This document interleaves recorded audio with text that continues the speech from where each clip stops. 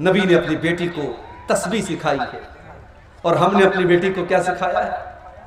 कटिहार के English medium में हमारा बच्चा पढ़ता है, हमारी बेटी पढ़ती है। स्कूल का प्रोग्राम हुआ, सालाना फंक्शन हुआ, एनुअल फंक्शन हुआ, सज संवर के हम भी गए, अपनी मोहतरमा को भी लेके गए। वहां हमारी 10 साल की लड़की नाच रही है बॉलीवुड के किसी गाने पर, और हम वीडियो बना रहे हैं और स्टेटस लगा रहे हैं और पूरे खानदान को दिखा रहे, देखो मेरी बेटी मेरा नाम रोशन कर रही है, कितना अच्छा डांस किया हमारी बेटी। नबी ने अपनी बेटी को तस्बीह सिखाई और हम अपने बच्चों को गाना सिखाया। जो बोगे वो काटोगे, जो अपने बच्चों को सिखाओगे कल बड़े होकर के वही सीखेंगे मेरे भाई। नबी ने अपने बच्चों को तस्बीह सिखाई। तरबियत आप करते हैं। नौजवान आज अगर बिगड़ा है, लड़के बिगड़े हैं, लड़कियां बिगड़ी हैं, तो सवाल यह है कि आप क्या कर रहे थे? आपकी जिम्मेदारी क्या थी? आपने अपनी जिम्मेदारी को कितना निभाया? नबी अकरम ने कैसी तरबियत की अपने बच्चों की? ये कैसा शोर आ रहा है? अच्छा उधर कुछ मेरा उधर। सही मुस्लिम के अल्फाज हैं, अल्लाह के नबी अपनी बेटी फातिमा से मिलने के लिए जाते हैं। बड़े गौर से सुनना मेरी माँ बहनों, रात का टाइम है, शाम का टाइम है। अल्लाह के नबी अपनी बेटी फातिमा के घर पहुंचे, दरवाजे पर पहुंचे। कोई चीज आपको नजर आई, आपके चेहरे पर नागवारी का असर जाहिर हुआ, कुछ ऐसा था जो आपको बुरा लगा और आप वापस चले आए। बेटी को पता चला मेरे अब्बा आए थे और आकर के वापस चले गए। बेटा होता तो ध्यान न देता, लेकिन बेटियां बहुत ध्यान देती हैं। बेटियां बहुत ध्यान देती हैं। बेटी तो अपने माँ बाप का चेहरा देख करके पढ़ लेती है कि अब्बा नाराज है, अम्मा नाराज है। माँ बीमार है, बाप बीमार है, बेटी ससुराल में है, मोबाइल पर कॉल गया, बेटी तेरे अब्बू की तबीयत बहुत खराब है। वो बेचारी अपने सारे काम धाम छोड़ करके दौड़ी दौड़ी आती है कि मेरा बाप बीमार है, पहले मैं अपने बाप की हाल चाल ले लूं, उसके बाद काम होता रहेगा। बेटा उसी घर में रहता है, काम धाम करता है, बाप बिस्तर पे पड़ा है, बेटे को फुर्सत नहीं है कि अपने बाप को एक नजर आ करके देख ले, उससे 2 मिनट बात कर ले। उसके बाद भी हम लोग बेटों के लिए तड़पते हैं और बेटियां पैदा होती हैं तो माथे पर बल पड़ जाता है। हजरत फातिमा को पता चला अब्बा जान आए थे, वापस चले गए। फौरन हजरत अली को भेजा कि जा करके पूछो कि क्या बात है, हमने कौन सी गलती कर दी। हजरत अली आते हैं, अय अल्लाह के नबी क्या बात है, आप हमारे घर पर आए और दरवाजे से वापस चले गए। अय अल्लाह के नबी अगर कोई खता हो गई, कोई गलती हो गई तो बता दीजिए। नबी अकरम ने क्या फरमाया, अय अली जब मैं अपनी बेटी के घर पहुंचा मैंने देखा कि मेरी बेटी के दरवाजे पर जो पर्दा लटक रहा है वो बड़ा डिजाइनदार है। फराअयतु अला बाबिहा सित्रम वशया, मैंने देखा कि मेरी बेटी के दरवाजे पर जो पर्दा लटक रहा है उस पर बड़े डिजाइन बने हुए हैं, बहुत बड़े बड़ी तस्वीरें बनी हुई हैं। आय अली माली वलिद दुनिया, जब मेरा दुनिया से कोई लेना देना नहीं है, जब मैंने सारी जिंदगी दुनिया से अपने आप को दूर रखा, मैंने दुनिया की रंगीनियों से अपने आप को दूर रखा, तो आए अली मेरी बेटी फातिमा के घर के ऊपर ये डिजाइनदार पर्दा कहां से आ गया? जाओ मेरी बेटी से कह दो वो पर्दा हटा करके मदीना के गरीबों में तकसीम कर दे। ये होती है, ये नबी की जिंदगी थी, ये नबी के सहाबा की जिंदगी थी, ये नबी के अहले बैत की जिंदगी थी। अल्लाह ने फरमाया अल्हाकुमुत तकासुर, ये माल और दौलत की चकाचौंध ने तुमको अल्लाह से दूर कर दिया है। ये माल करते हो, ये माल कितने दिन तुम्हारे काम आएगा? अल्लाह के नबी फरमाते, अल्लाह ताला कहता है यक़ूलु इब्नु आदम माली माली, आदम का बेटा कहता है हाय मेरा माल, हाय मेरा माल। वमा मालुका इल्ला मा अकलता फअफनैता वमा लबिस्ता फअबलैता वमा तसद्दक़ता फअमज़ैता। अल्लाह के नबी फरमाते कि तेरे माल की क्या हकीकत है, या तो तूने पहन करके पुराना कर दिया, या तूने खा करके खत्म कर दिया, या तूने अल्लाह की राह में दान दे दिया, सदका कर दिया, खैरात कर दिया और आखिरत के लिए आगे बढ़ा दिया। यही तो तेरा माल है। और क्या तेरा माल है? जो तू छोड़ के जाता है वो तो दूसरों का हो जाता है, तेरा क्या है? तेरा क्या है? सारी जिंदगी जो जिस मकान को बनाते हैं आप, हराम कमाई से जिस मकान को बनाते हैं, एक दिन आता है आप मर जाते हैं और आपके बच्चे उस मकान में जिसको आपने खड़े होकर के बनवाया है, उस मकान में आपके बच्चे आपकी लाश को 24 घंटे रखने के लिए तैयार हैं। इंसान मर गया, 24 घंटे कोई डेड बॉडी को रखने के लिए तैयार है। बीवी को बहुत मोहब्बत है शौहर से, बीवी की आंखों में आंसू बह रहे हैं, बेटे रो रहे हैं, मगर बेटा एक बार भी नहीं कहता मेरे अब्बा जान को मेरे पास रहने दो। सब लोगों को फिक्र है जल्दी से कब्र तैयार हो जाए, जल्दी से जनाजा पड़ी जाए, अब्बा को दफन कर दिया जाए। कोई मुर्दे को रखने को तैयार नहीं है। ओ लोगों, तुम्हारी वैल्यू खत्म हो गई, तुम्हारी हकीकत खत्म हो गई। मौत के आते ही तुम्हारी औकात तुमको पता चल गई। इसीलिए अल्लाह कहता है अल्हाकुमुत तकासुर हत्ता ज़ुरतुमुल मकाबिर, जब तुम कब्रिस्तान पहुंचोगे तब तुम्हें पता चलेगा दुनिया की हकीकत क्या है। कब्रिस्तान तो पहुंचोगे ना। दुनिया में फॉर्च्यूनर गाड़ी की सवारी करने वाला, 1-1 करोड़ की गाड़ी से चलने वाला, 4 लोगों के कंधों पर आज जनाजे की शक्ल में जा रहा है। जो अपने शैम्पू से, अपने फेवरेट शैम्पू से नहाया करता था। बहुत सारी औरतें डव शैम्पू लगाती हैं, कोई दूसरा शैम्पू ले आओ तो बुरा मान जाती हैं। बहुत सारे लोग लक्स साबुन से नहाते हैं, उनको दूसरा साबुन नहीं चलता।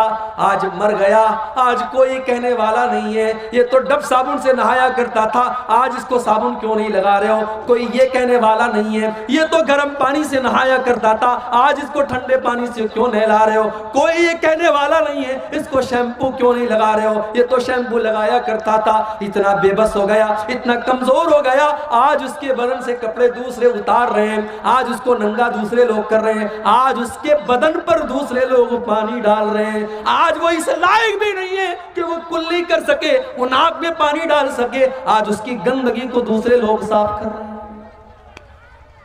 मर गया,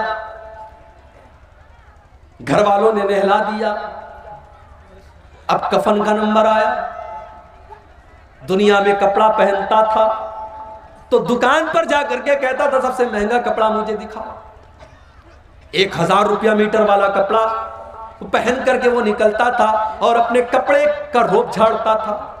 आज मर गया तो मामूली कॉटन के कफन के कपड़े में, सूती कपड़े में उसको कफनाया जा रहा है। वो ये भी नहीं कहता है ओ लोगों मैं तो रेमंड का कपड़ा पहना करता था, मैं तो फला कंपनी का कपड़ा पहना करता था, मैं तो डेनिम की, मैं तो फला ब्रांड की जींस की पैंट पहना करता था। आज सारा ब्रांड हवा हो गया, आज सारी कंपनियां हवा हो गई, आज जिस कपड़े में कफनाया जाए वो कफनाया जा रहा है।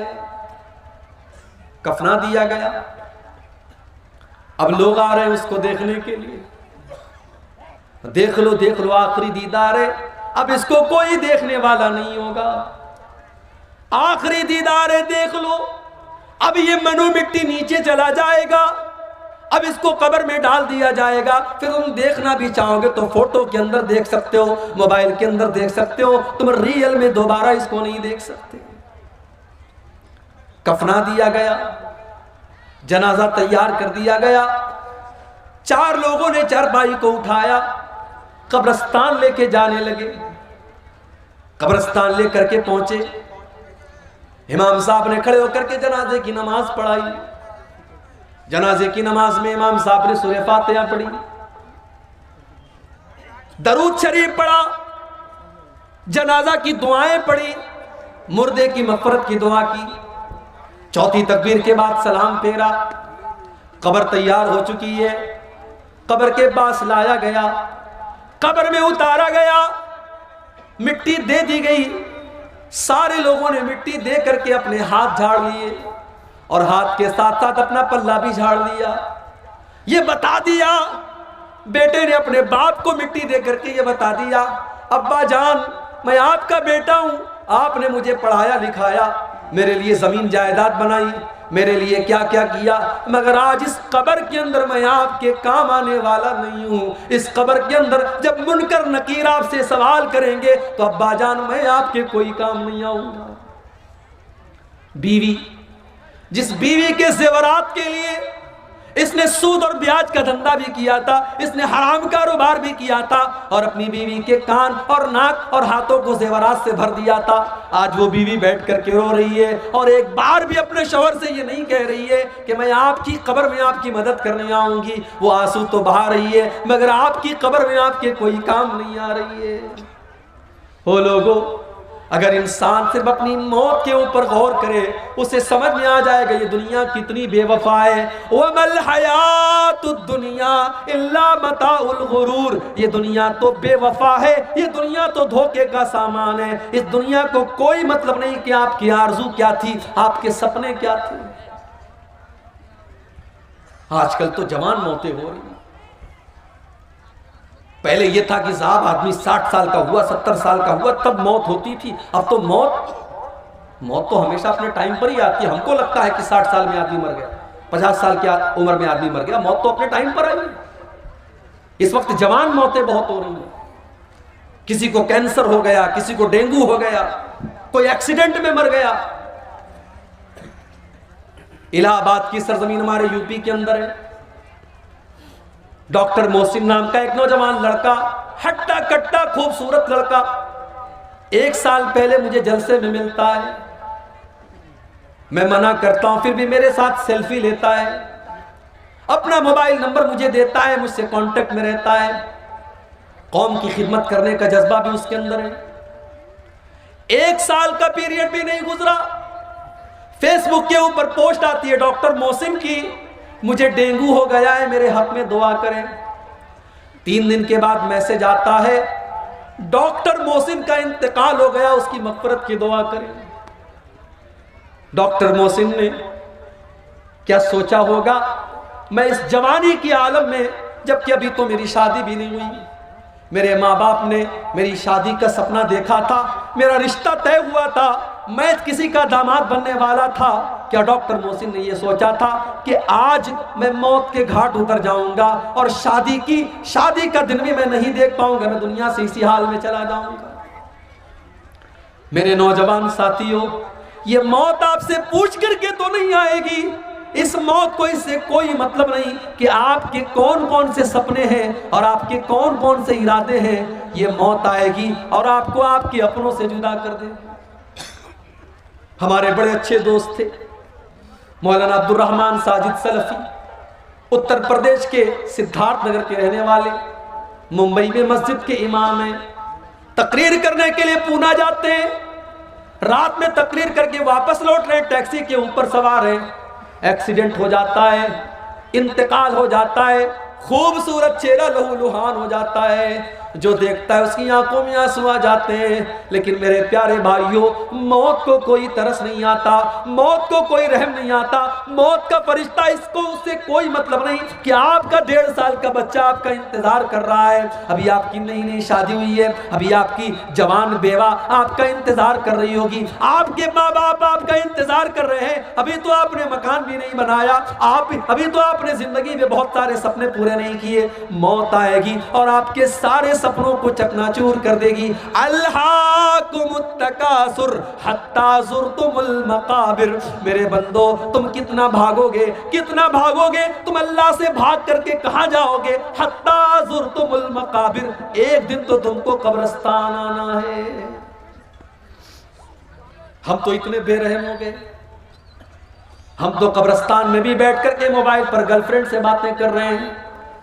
हम तो इतने बेरहम हो गए कि कब्रिस्तान पर बैठ करके गीबत और चुगली हो रही है, और कब्रिस्तान पे बैठ करके जुआ खेला जा रहा है, और कब्रिस्तान में बैठ करके शराब पी जा रही है। हमें तो कब्रिस्तान में भी मौत याद नहीं आती। हो लोगो, मेरे नबी को तो कब्र को देख करके मौत याद आ जाती थी। इब्ने माजा की रिवायत है, एक अंसारी सहाबी का जनाजा है, जनाजे को कब्र में उतारा जा रहा है। अल्लाह के प्यारे नबी अपने सहाबा के साथ कब्र के पास बैठे हुए हैं, और आपकी आंखों से आंसू बहने लगते हैं, और इतना रोते हत्ता बल्लसरा, वहां की जमीन आपके आंसुओं से भीग जाती है। उसके बाद आप कब्र की तरफ इशारा करके कहते हैं, लिमिस्लि हाज़ा फ़अइदू या इख़वानी, ऐ मेरे सहाबा, इस कब्र की तैयारी करो, यहां तुमको आना है। हो लोगो, हम तो इतने कठोर दिल हो गए, हमको तो कब्र देख करके भी मौत याद नहीं आती। हत्ता ज़ुरतुमुल मक़ाबिर, कब्रिस्तान तो तुमको जाना है। इंसान बहुत तरक्की कर गया, बड़े बड़े हॉस्पिटल खुल गए, कटिहार में, किशनगंज में, दिल्ली में, मुंबई में, मगर आज भी डॉक्टर के पास मौत का कोई इलाज नहीं है। एक टाइम ऐसा आता है डॉक्टर कहता है साहब मरीज को ले जाओ, अब इसको दवा की नहीं, इसको दुआ की जरूरत है। एक ऐसा टाइम आता है डॉक्टर भी अपने, पुलिस वाला भी अपने सर की टोपी उतार देता है और डॉक्टर भी अपने सर का रुमाल खोल देता है और कहता है अब इनके पास मेरे पास इनका कोई इलाज नहीं, इनकी मौत का टाइम आ चुका है। इसीलिए अल्लाह कुरान में सूरह वाक़िया के अंदर फरमाता है कल्ला इज़ा बलगतिल हुल्क़ूम व अंतुम हीनइज़िन तंज़ुरून। मेरे बंदो, जब मौत का टाइम आता है, जब रूह के निकलने का टाइम आता है, फलौला इज़ा बलगतिल हुल्क़ूम व अंतुम हीनइज़िन तंजुरून, तुम अपनी आंखों से देख रहे हो कि एक इंसान दुनिया से जा रहा है, उसकी मौत का टाइम करीब है। व नहनु अक़रबु इलैहि मिनकुम वलाकिन ला तुबसिरून। बीवी ये समझती है कि शौहर के सबसे करीब मैं बैठी हूँ, बेटा ये समझता है कि बाप के सबसे करीब मैं बैठा हूँ। अल्लाह कहता है कि तुमसे ज़्यादा करीब तो हम हैं, उस मरने वाले से तुमसे ज़्यादा करीब तो हम हैं, लेकिन तुमको नज़र नहीं आता,